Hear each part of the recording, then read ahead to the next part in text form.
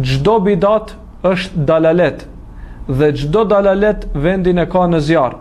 Dhe në fen ton nuk ka mundësi që të ketë bidate që janë të mira, asesi, sepse siç e potencuam në një nga emisionet më të hershme, Allahu i lartësuar thot: "El-yawma akmaltu lakum dinakum wa atmamtu alaykum ni'mati wa raditu lakum al-islam dina." Sot u plotësova juve dhuntin time. E plotësova fen time dhe dhuntin time ndaj jush, dhe jam i kënaqur që Islami të jetë fe e juaja.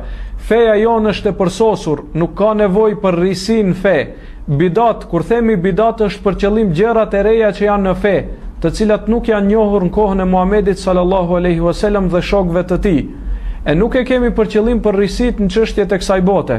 Rrisit në çështjet e kësaj bote nuk janë të nënçmuara përderisa nuk dërgojnë haram. Mirë po, ajo që është ndaluar janë rrisit në fe. Dhe ehlu suneti thonë se nuk ka bidat të mirë. Ajo që transmetohet nga Omer ibn al-Khattabi radiallahu anhu, se ka thënë për taravin së bashku, bidat është për qëllim në aspektin e gjuhësor, sepse taravi së bashku ka falur Muhamedi sallallahu alaihi wasallam. Andaj nuk mund të argumentohet me këtë fjalën e tij dikush e pastaj të shpik nga vetja e tij çka të doj. Kjo është e para, dhe e dyta, Muhamedi sallallahu alaihi wasallam na ka thënë: "Aleikum bi sunnati wa sunnati al-khulafa'ir rashidin." Pasojeni sunetin tim dhe sunetin e halifeve të drejtë.